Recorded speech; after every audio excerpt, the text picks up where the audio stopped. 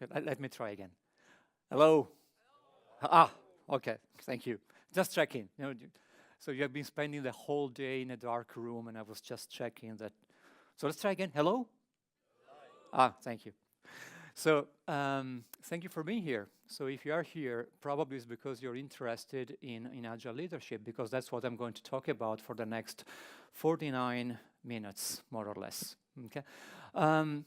Just give me an idea of who you are, if you don't mind. Any Agile coach here? One. Don't be shy. It's a good thing. You don't need to hide. Okay.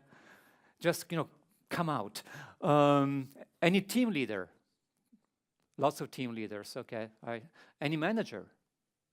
A few managers. Okay.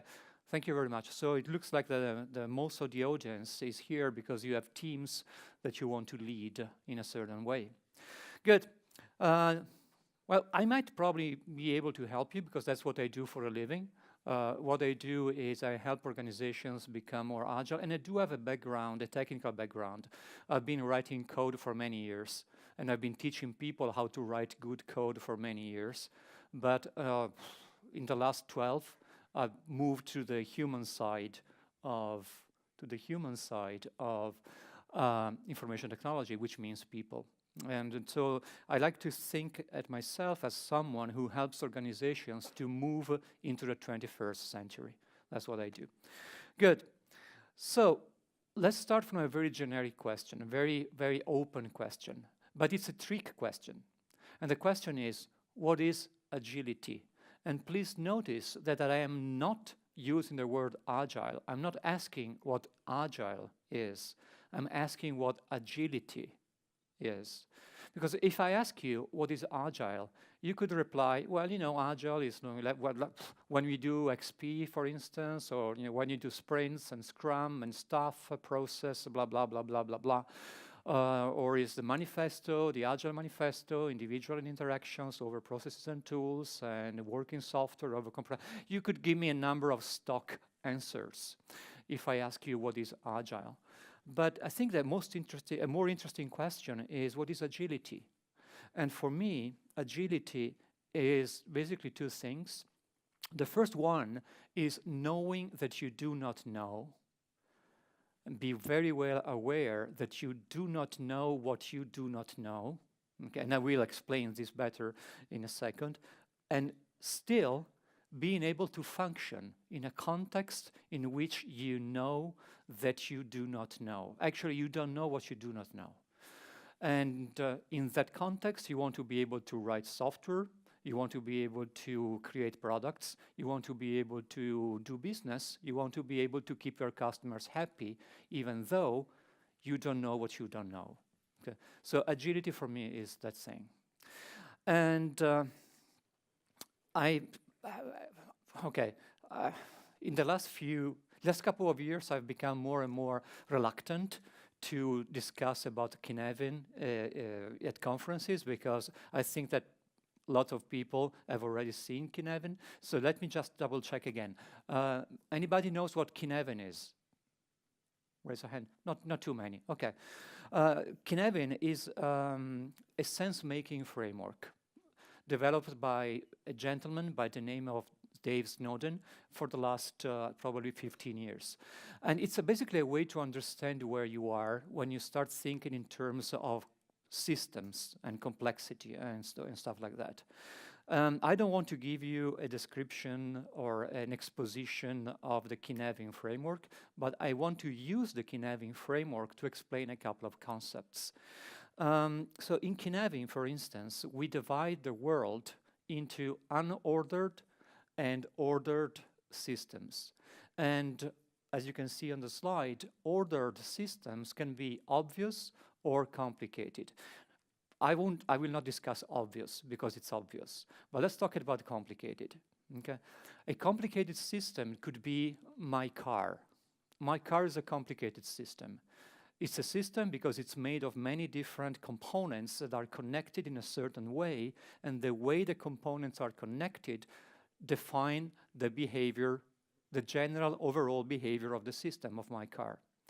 So if at some point if one morning, I go downstairs, I want to go to a client, and I take my car, I turn the key, and the car does not start, clearly that system stopped working as expected. But what happened most likely is that something broke, right? There is a malfunction somewhere in the system, and therefore the system is not working as expected. So what I can do is I can take my car to a mechanic. And the mechanic, when I bring the car in, the mechanic has no idea why the car is not working, but he knows where to look. So if the problem is that my car is not starting, probably the mechanic will not check the tire pressure, hopefully. Otherwise, it's the wrong mechanic. Okay? So the mechanic knows where to look because, as you can read up there, he knows what is unknown. He knows what he wants to check, and it's not known at that moment. But let's take a different example. Let's say that you work you work in some kind of biological field, and at some point, someone tells you that a certain type of caterpillar in the Amazon is dying. And okay, so you have this kind of problem. A certain kind of caterpillar in the Amazon is dying. The thing is, you don't even know where to look for, because an organic system is a system that is so interrelated.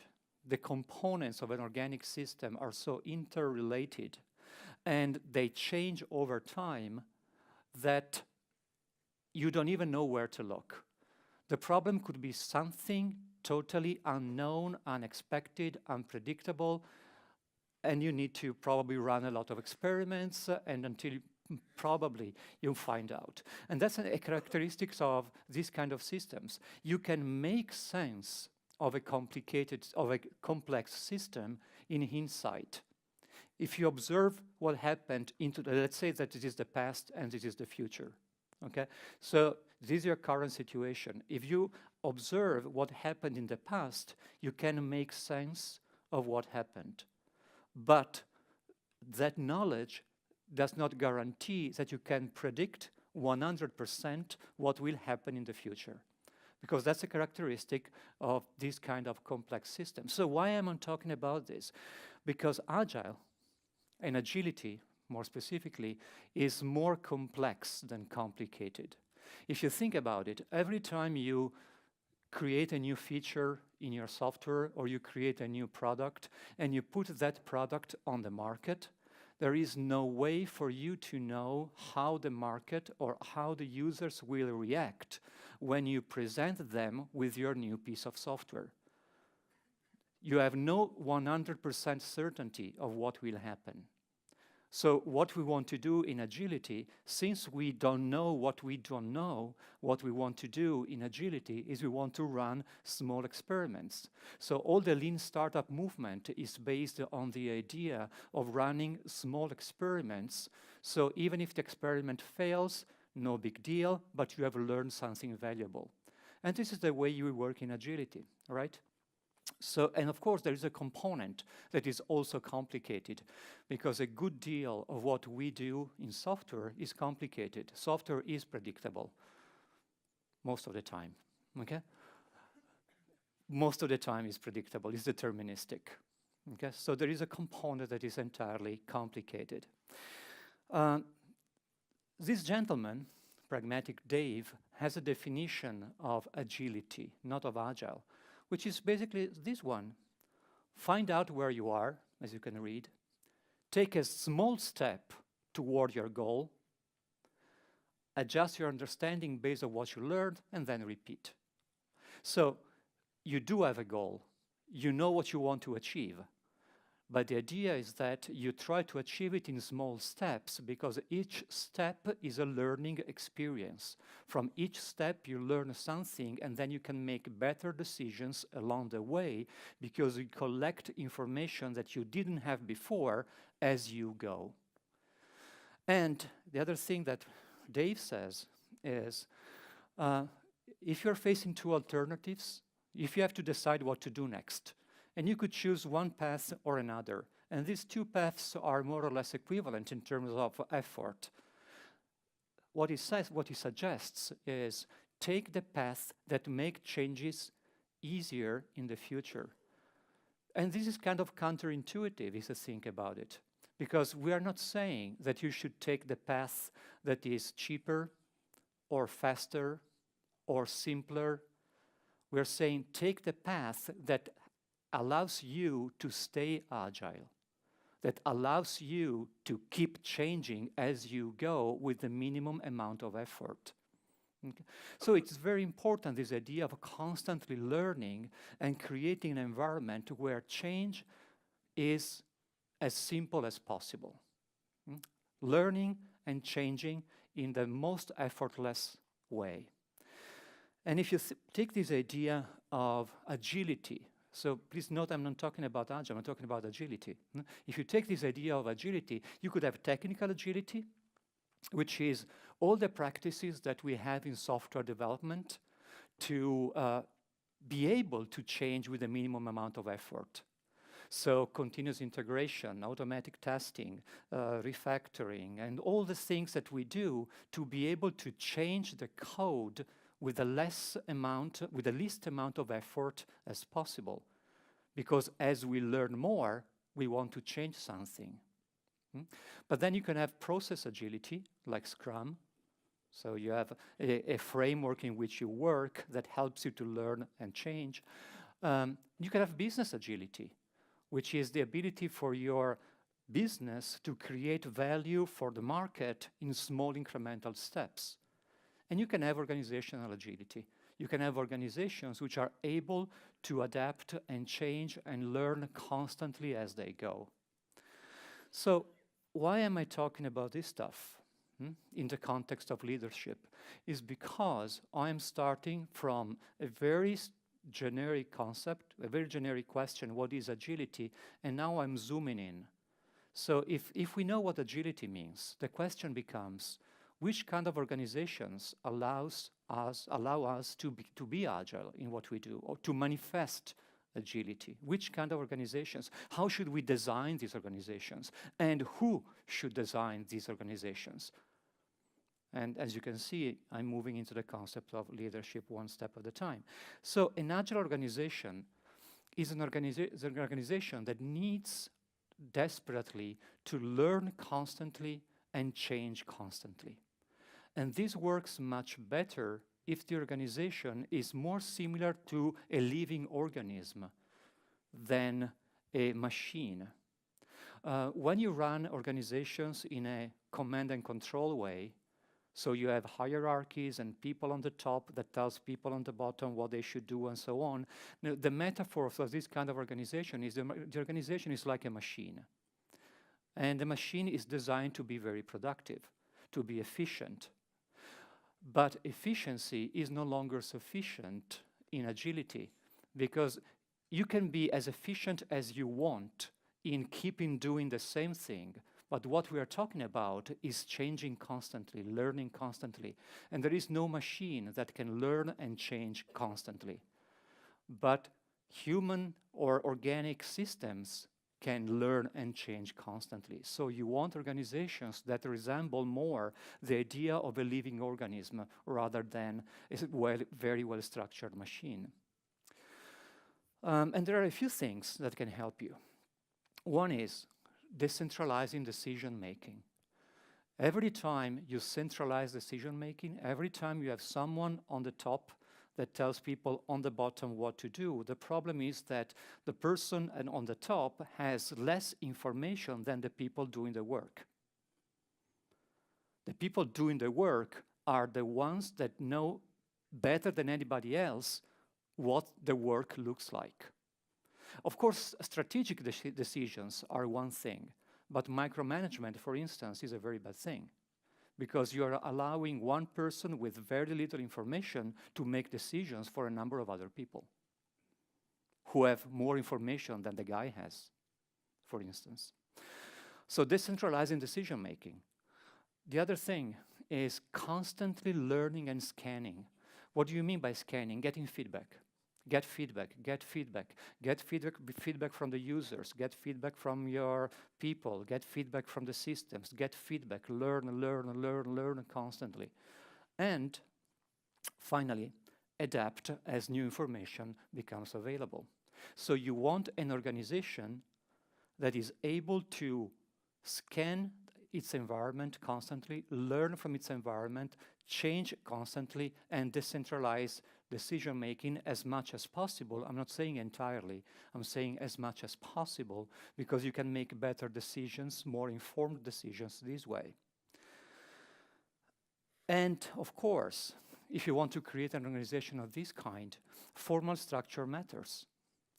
For instance, as I mentioned already, you could structure your organization as a hierarchy, which is very, very common. And 95% of organizations on the planet are structured in a hierarchy. It's one possibility. The other possibility is creating a matrix organization, which is one of my favorite bad ideas. Because, because it's like, instead of having one hierarchy, you have two hierarchies. One you rotate 90 degrees, and then you put them together. And then everybody is very confused at that point. As you probably know, because I hear people laughing, okay? So you have experienced it, you know what I'm talking about. Or, which is a more modern way of creating an organization and developing organizations, you can create groups of people. I'm using the term tribes in a very generic way. So a tribe is just a small group of people who are very well interconnected between them, and they have a clear goal, and they try to reach that goal together. And then you have many tribes that interact together. It's a one way of decentralizing decision-making.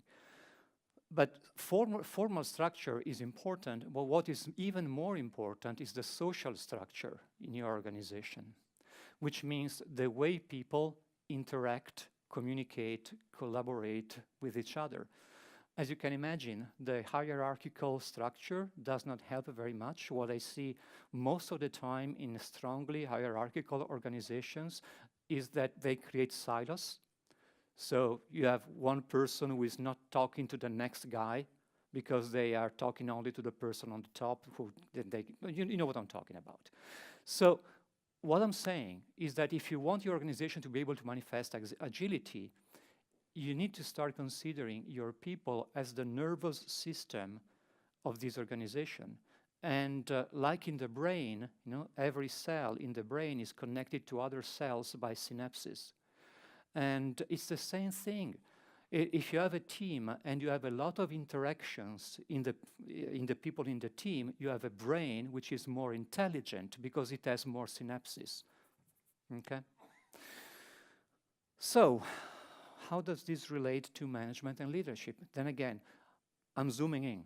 I started from a generic question, what is agility? Then I started talking about agile organizations that manifest agility, and now I'm starting asking these different questions. Okay, if we need to design these kind of organizations, who should we do this? Who should be doing this? So we're going to management and leadership. When it comes to making a difference between management, oh, by the way, I stopped talking about managers and leaders a long time ago. Now, most of the time, I prefer to talk about management as an activity and leadership as another activity. So I don't like the idea this person is a manager or this person is a leader, but I like the idea that that person manifests management activities and the other person manifests more leadership. Sometimes the same person has both. So start thinking at management and leadership as things that we do, not things that we are. Okay? And there are many different definitions of what is management and what is leadership. The one I decided to use for this talk is using the words by Seth Godin in his book Tribes, because I found it a very simple and effective definition. So management is about manipulating resources to get a known job done. In this context, resources might also include people, but first of all, I never use the term resource for a person, and it's a more generic term. Resources could be any kind of resource that the organization needs to do whatever the organization does. Could be financial resources, could be infrastructure, could be legal agreements, could be market connections, could be whatever. So whenever you have someone using organizational resources to get a known job done, then that is management, because it means that that person has also been entitled to use the resources, and that person is responsible for how the resources are being used, which is why, for instance, managers are so careful when it comes to managing budgets, because the budget is a financial resource, and a manager is responsible for the budget, right? So that's management. What is leadership? Leadership is bringing change about. Leadership is creating a change that you believe in. That is leadership. It's not connected to your formal position in the company. It's your ability to influence the environment around you and create a change in a direction that you believe in. You could be an excellent technical leader and have no formal position in the company, but you could be an excellent technical leader the moment that your leadership improves the technical quality of your code. And it doesn't have to be a formal position. It's the way you influence the environment around you. So management is more vertical, and leadership is more horizontal, or black sometimes. I have to tell you, I have two problems that I need to sort out. One is,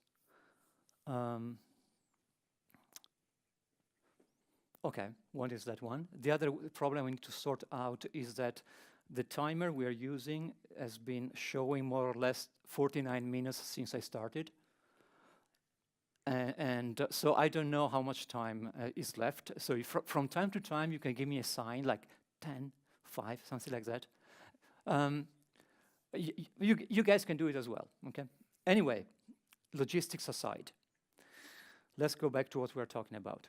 Management and leadership. Another nice way of thinking about this is very simple. Managers have employees, direct reports. Leaders have followers. You follow someone because you want to, not because you have to. But if you have a manager on top of you, then you have to follow instructions. Managers have employees, leaders have intentional followers.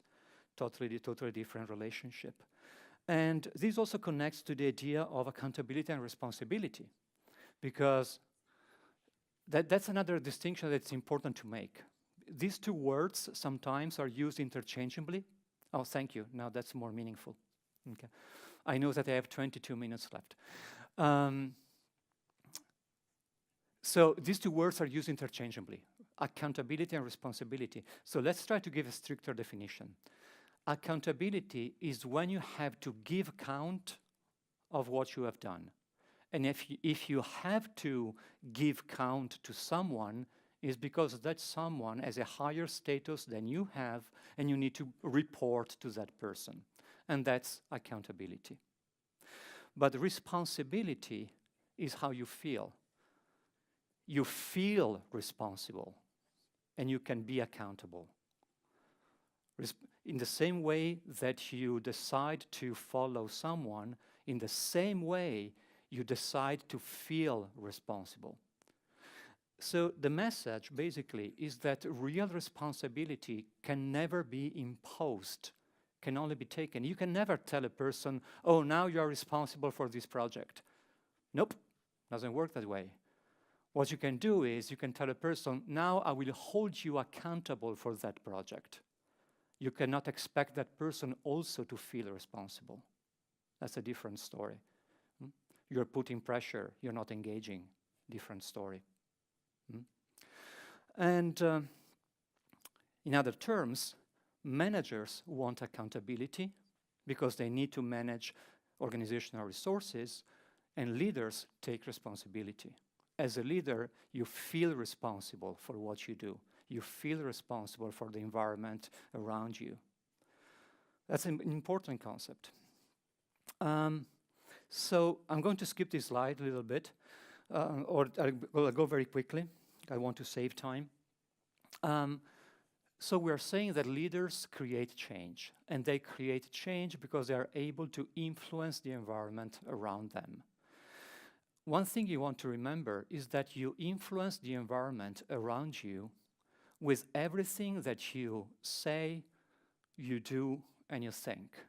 The idea is very simple. It is impossible not to communicate. If you take a look at these guys, they're not, somebody could say, okay, these guys are not communicating. Well, to me, they're sending very strong messages to each other, right? Very strong messages. It's impossible not to communicate. And so it means that as a leader, you want to become extremely aware of your actions, your words, and your thoughts. And the reason why you want to be aware of your thoughts is because your thoughts determine your words and your actions.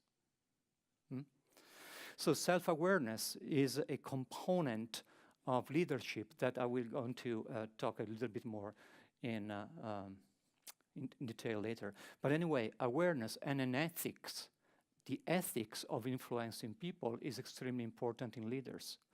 If you really start considering that you influence other people not because of authority, but because some people want to follow you deliberately, then you should start asking ethical questions to yourself. So what is Agile leadership? Well, good news is that it is not what this guy is doing, okay? What you can see on the screen is definitely not an Agile leader.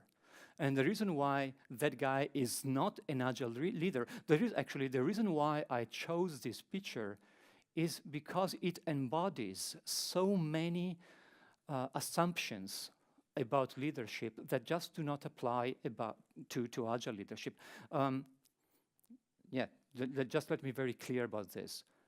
In this talk, we are not talking about leadership in general. Okay? Leadership in an operating room, in a medical room, or leadership in the military is very different from Agile leadership. Okay? We are talking specifically about Agile leadership. Okay? This specific kind of leadership. And there are so many assumptions about leadership that just do not apply to Agile. Can you tell me one? Can you tell me one thing that you can read from this picture that just do not apply to an Agile leader? Anybody? He's alone. Or? I'm sorry? High status, yes. He's riding a white horse. Okay. Or? Yes? He's a hero and doesn't seem? Okay. Anything else?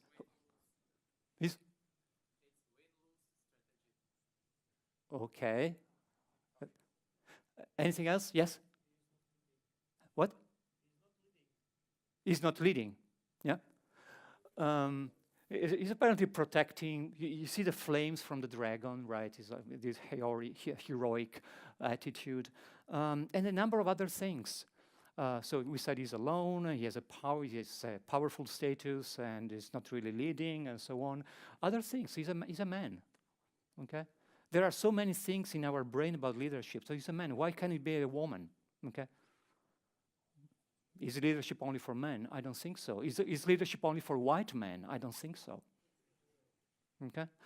So anyway, this is not Agile leadership. Now, when I run workshops about leadership, usually we have a little exercise, and I ask people, so to you, which are the qualities of a good Agile leader? And I always get more or less the same kind of answers, more or less. And you have these people saying, yes, oh, by the way, this is half French and half English because I was doing this in Paris, but anyway, that doesn't matter. He's a good communicator. You can see it up there. He's a good listener. He's an empathic person. He's a person who is able to create energy for other people. Is proactive, and so he's sociable. He's charismatic, and Hitler was charismatic as well, by the way. He has an open mind, and so on and so on. And then the one that I like the most on the bottom right is also humble. So you have this wonderful human being, okay, with a number of incredible qualities. As I always say, if I found someone like this, regardless of the sex of this person, I would marry this person. It's such an amazing human being that I don't care. I mean, I want to marry you, okay? So, but the question is not which kind of leaders would you like to have? The question is, which kind of leaders do you want to be? That's the real question that you should ask yourself. It's not which kind of leaders do you want to have, it's which kind of leader do you want to be? That's a much better question, because you have control over that. You can decide which kind of leader you want to be, but you might not be able to decide which kind of leaders you will have. Okay? That's a much more powerful question. Which kind of leaders do you really want to be? Now, this concept of agile leadership then. Okay. Oh, by the way, did you notice that I'm zooming in? We started from agility, then we start talking about organizations, then we talked about leadership in general, and now I'm talking about you. Okay? This is the structure I'm following in this talk. Now starting talking about you. So the agile leader, there are a few things that work in agile leadership. The first one is that since it is not a formal position, everybody should be able to manifest leadership from time to time, depending on the context. Sometimes it's perfectly okay that for half an hour, the person who is more expert on something is allowed to lead. And then for another problem, another person might lead, if they want to. Not because they have to, if they want to. So everybody leads from time to time, which has interesting implications, because that also means that if everybody leads from time to time, everybody follows from time to time. Sometimes as an agile leader, you need to step down. As an agile leader, sometimes you need to step down and let other people lead and grow and run experiments and learn and so on and so on and so on. And in fact, learning when to lead and when to follow is a very interesting skill to learn. Is this a good time for me not to lead, but just to just following other people? That's a good question. And the other characteristic of a good agile leader, since everybody leads, is that more experienced agile leaders, they try to grow other leaders. You don't hold to your status as a leader or whatever, but you try to make other people lead. Because you want an ecosystem, you want an organic system in your organization, you want a brain which is as intelligent as possible. Remember when I was talking about brain cells and synapses? You want the entire brain to be intelligent. You want the entire brain to be able to take leadership from time to time. Not only one cell, but the entire system. So you need to grow other leaders. If you want an organization that is able to manifest agility, if you want an organization or a team that is able to learn constantly and change constantly, which is what agility is about. So I try to visualize this concept in this way, okay? Very simple animation. You have someone who has a sphere of influence, and this sphere of influence is not static. It can change, and other people have their own sphere of influences. Basically, what you want to do is you want to encourage people to manifest what I call acts of leadership. You want to encourage people to manifest acts of leadership. Now, there are certain qualities, and then again, I need to go a little faster here. There are certain qualities of agile leadership that are specific to the way we interact with the world. And then again, I'm zooming in even more, because in the previous, let's say, section, I was talking about you.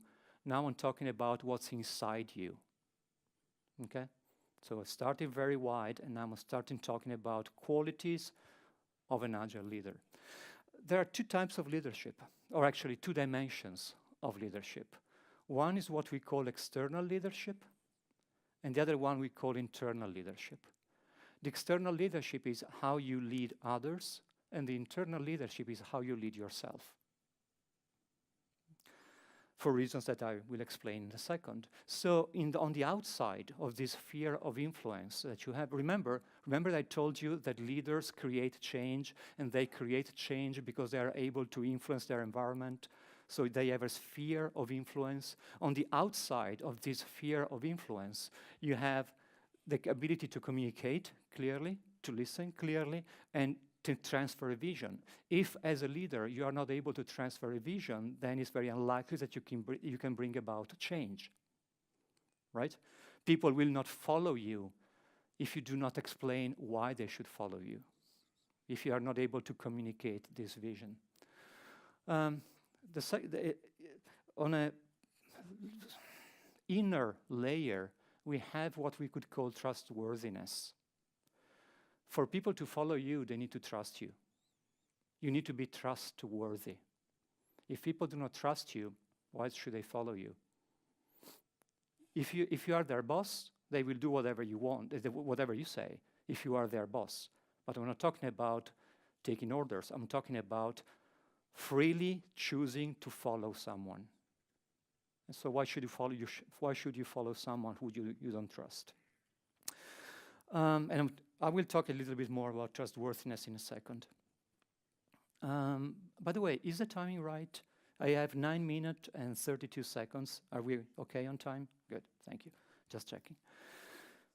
There are other qualities like truthfulness, empathy, non-self mindset, personal responsibility, and eventually self-awareness. Now, I do not have time, and it would be anyway too much material for one talk to discuss all of this, but I want to talk about a few things.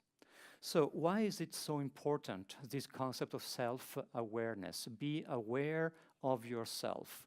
Be aware of what you feel, what you think.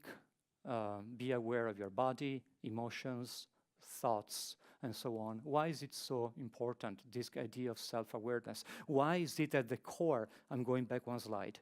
Why is self-awareness at the core of your ability to influence in a positive way? By the way, I'm not talking about manipulating people. For me, manipulating people is when you influence someone else for your own advantage. I'm not talking about manipulating people. I'm talking about influencing people because you want to make things better for everyone. That's the kind of influence I'm talking about as a leader. So why is self-awareness so important? Why is it at the core of what we do? For a very simple reason. Because you cannot communicate with anyone if you're not able to communicate with yourself in the first place. If you do not know what you want, if you do not know what you feel, if you do not know what you think, because you're constantly in a very confused, agitated state of mind, it's very unlikely that you can communicate effectively with someone else. So you cannot communicate with anybody if you cannot communicate with yourself in the first place. And you cannot take care of anybody if you're not able to take care of yourself. And you are not able to lead anybody if you cannot lead yourself in the first place.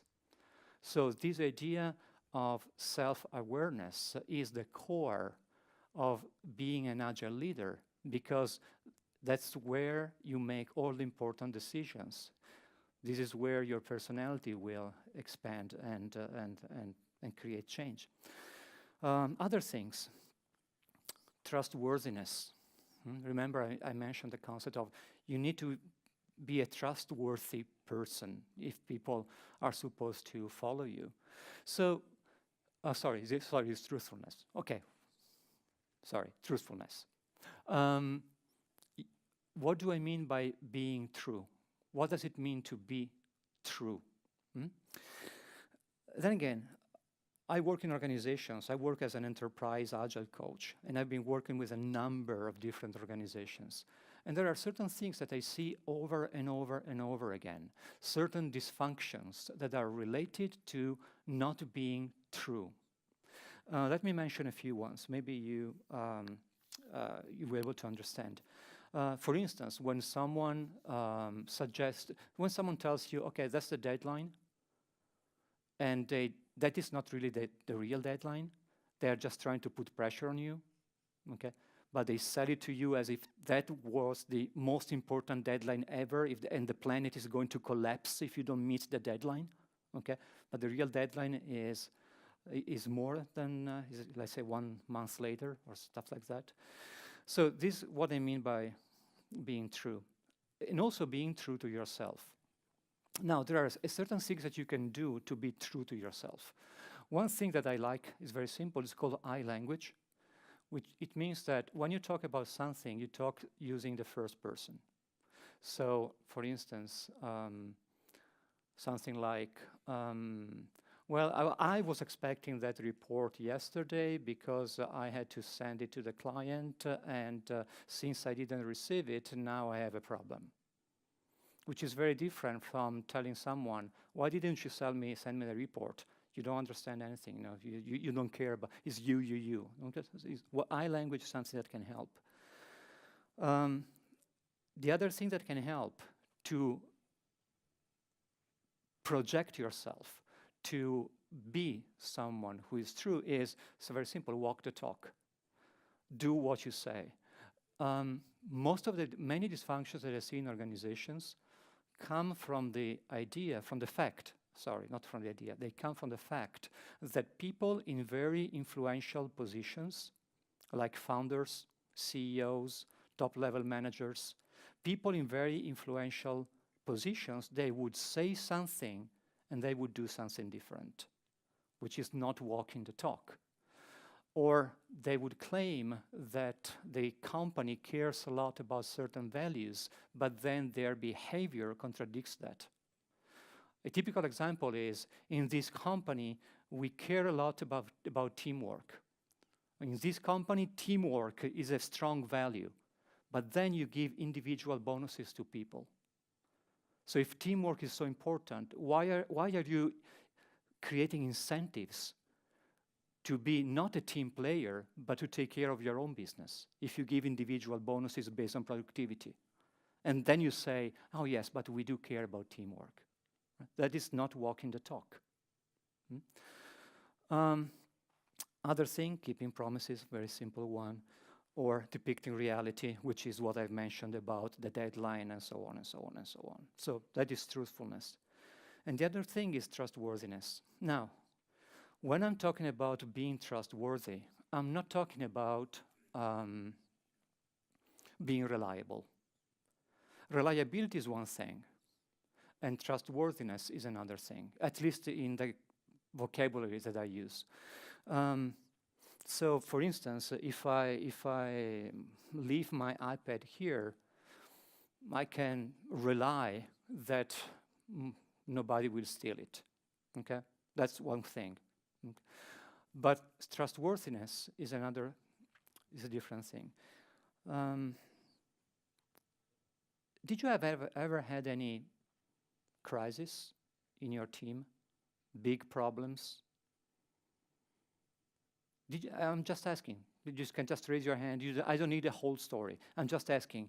Is your life always nice and smooth, or from time to time somebody screws up? Yeah? From time to time, somebody, including yourself, screw up, right? Now, when you screw up, that's very embarrassing, because what you have done has created a problem not only to you, but also to your colleagues. That's a very embarrassing situation, all right? So what is this concept of trustworthiness? Is the idea is living in a team, living in a culture where you can trust that if you make yourself vulnerable, if you raise your hand and say, guys, I'm sorry, I screwed up. Okay, we have lost 2 days of work. Sorry, I screwed up. Okay, is the idea trustworthiness is the idea that you trust that your teammates will not retaliate, will not attack you, will not humiliate you. Okay, well, maybe for the first 5 seconds. Okay, 5 seconds, 10 seconds is okay. Okay, 10 seconds of insults. Okay, that's fine. But after the 10 seconds, The question should be, okay, how can we help? So this idea of trustworthiness is when you can trust your teammates or your colleagues that if you make yourself vulnerable, they will not take advantage of that to attack you, insult you, humiliate you, and blah, blah, blah, blah, blah. Why do you need this? For the very simple reason that you want people to be able to interact. Remember what we said, organizations that manifest agility have people that are strongly interconnected, and these interconnections are like the synapses in a brain. Now, if these synapses are interrupted because people shut up and they try never to expose problems and never try to find solution, your collective brain probably is not so intelligent as it could be, And then again, it's not to be confused with reliability. So I have 20 seconds left, 22. That was my story, basically, about Agile leadership, rethinking Agile leadership. What I wanted to share with you is this idea that leadership is, leadership in an Agile context is, first of all, not related to management, and second, is a very special kind of leadership. It's a kind of leadership that relies heavily on your ability to create good connections with people and to create a change and create an environment where you learn and experiment constantly. So a couple of things that I mentioned, well, probably I don't need to wrap it up. So to enable organizational agility, you need to be able to be a good Agile leader. And so I have run out of time, and I think we are done. And so then again, I'm going to skip this one. Oh, yeah, no, I'm not going to skip this one. Remember, leaders go first. What does that mean? You need to set the example. Okay. It's the question I asked with the sticky notes, remember. It's not a matter of which leaders would you like to have. The matter is which leaders do you want to be, and you need to go first. You need to set the examples for the people around you. So I'm done. If you like to, I'll be here. Of course, I'll stay at the conference today, not tomorrow. I'll be happy to take questions here, offline, during the break, whatever. Also, if you want to keep in touch, I very much like that. And feel free to connect with me on LinkedIn, on Twitter. Contact me if you want to write something. And thank you very much. I'm done. Oh, stop. Because I'm being taped, and now you are being taped. Smile.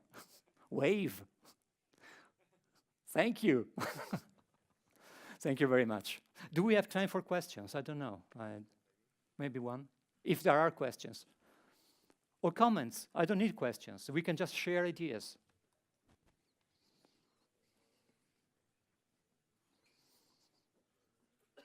You're happy? Yes. Can you be a good leader if you have like management and stuff to do, like deciding salary and so you are a manager, but you kind of said you can't be a manager and a leader? No. That's a good question. Thank you very much, because I want to clarify that. To me, there are two forces in an organization that can change things. One force is management, because management can use the company's resources to make changes. And the other force is leadership, because leadership has an influence on people. So management has an influence on the resources, not people, like, then again, infrastructure, office space, money, whatever, okay? So management can take care of that, and the leadership can influence people. Now, if you're able to have these two forces aligned, because they are in the same person, or because they are two persons, but they are aligned, then you are much more effective. So you can be a good leader and a good manager. You just need to be aware that you're wearing two hats. You need to be aware when you're being a leader and when you're being a manager, and make it clear to the people around you. And how do you know? When are you a leader? I'm not in your head, man. I have no idea. Your head is your head. Yes?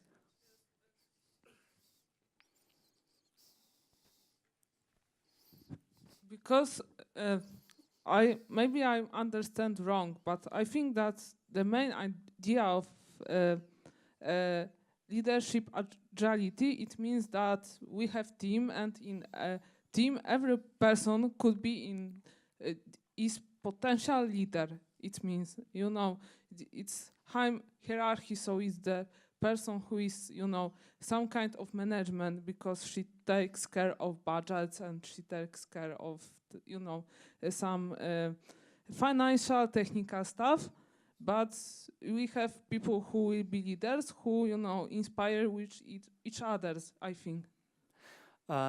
Okay, so your question, if I understand correctly, is that if leadership, agile leadership, is this idea that everybody can be a leader?